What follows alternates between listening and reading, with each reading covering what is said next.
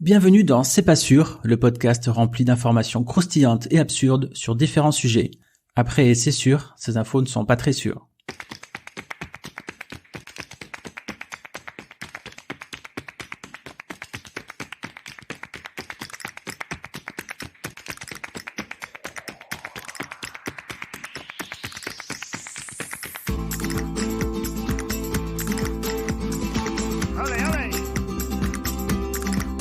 Allez, c'est parti comme dirait Chico et ses gypsies. Bonjour à toutes et à tous, bienvenue dans ce premier épisode consacré à un animal plutôt insolite, le paresseux. Alors je vous vois venir, je vous entends vu que c'est un podcast. Ah oui, le paresseux, c'est ce truc bizarre qui avance à 2 à l'heure dans les arbres. Eh bien oui, c'est lui, mais ne retirez pas tout de suite les écouteurs de vos oreilles pour enlever ce morceau de cérumen subrepticement collé. Oui, c'est pas facile à dire, subrepticement. J'aurais pu dire clandestinement, ou discrètement, ou en douce, ou furtivement. Mais j'aimais bien, c'était long et puis un peu compliqué à dire, Bref, découvrons maintenant quelques infos poilantes sur cet animal aussi bizarre qu'étrange. Attendez, y a que des paresseux ?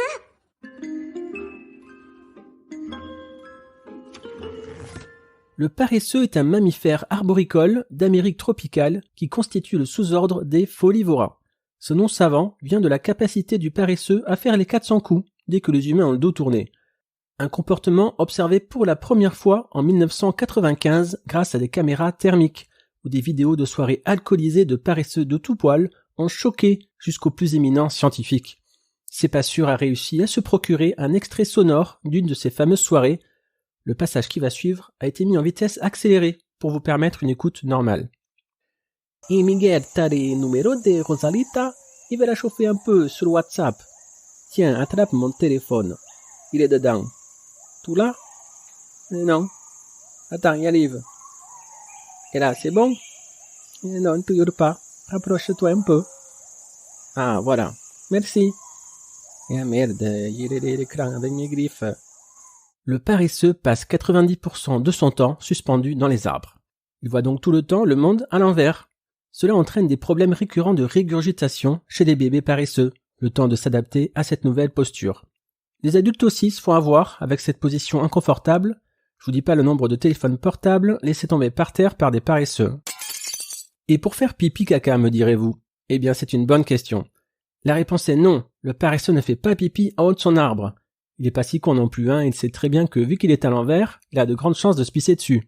Non, le paresseux il se bouge les fesses et descend de son putain d'arbre une fois par semaine pour venir faire ses besoins sur le sol. Il se libère alors d'un tiers de son poids. Oui, parce qu'il a aussi une digestion hyper lente, il peut mettre 30 jours à digérer une seule feuille, c'est pour dire. Alors par contre, un paresseux sur le sol, ça fait tout de suite moins le malin. C'est une sorte de paillasson poilu qui rampe très lentement à cause de ses longues griffes. Si dans son arbre, il va à moins de 10 mètres à la minute, ça fait environ 0,6 km/h, il fait du 30 cm à la minute par terre. Autant dire qu'il a intérêt à trouver des toilettes publiques pas trop loin. Certains membres de l'espèce s'amusent d'ailleurs à déplacer le panneau toilette d'1 mètre ou 2. Sacré paresseux, toujours les premiers à se marrer. Flash, je t'en raconte une bien bonne? Oui. Alors, quel mot qualifie une chamelle à 3 bosses? Je sais pas. Enceinte.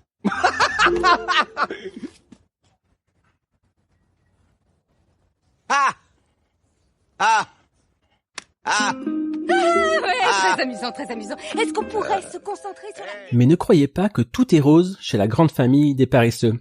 Ceux-ci se divisent en 2 types. Les paresseux à 2 doigts, 2 griffes, et ceux à 3 doigts. Une grande rivalité sévit entre les 2 clans.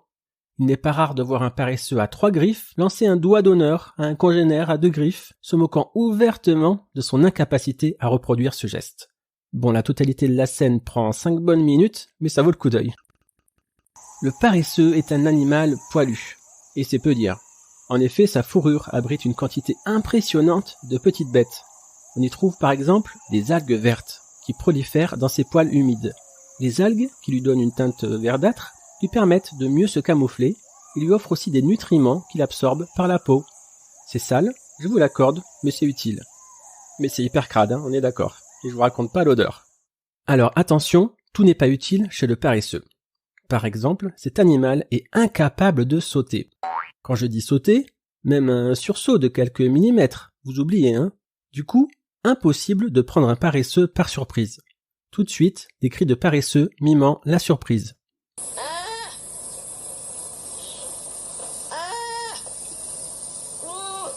Waouh, un son impressionnant. Savez-vous que le paresseux a un talent caché? Eh oui, s'il marche difficilement sur le sol, notre ami avance 3 fois plus vite à la nage. Il peut même retenir son souffle pendant 40 minutes en ralentissant son rythme cardiaque. Ceci explique pourquoi les paresseux raflent tous les prix des concours d'apnée depuis tant d'années. Mais le paresseux n'a pas toujours ressemblé à cet être aux longs poils sales qui passe son temps à ne pas en foutre une à l'envers dans les arbres. Il y a environ 10 000 ans, il existait des paresseux géants. Si un paresseux contemporain fait en général la taille d'un chien, son ancêtre pouvait mesurer 6 mètres de long et peser 3 tonnes, soit la taille d'un éléphant.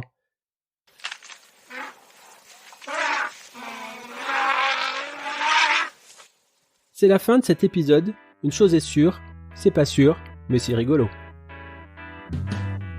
I am walking down the street, thanking the Lord I still got my feet. There's so much pain and crying all around me.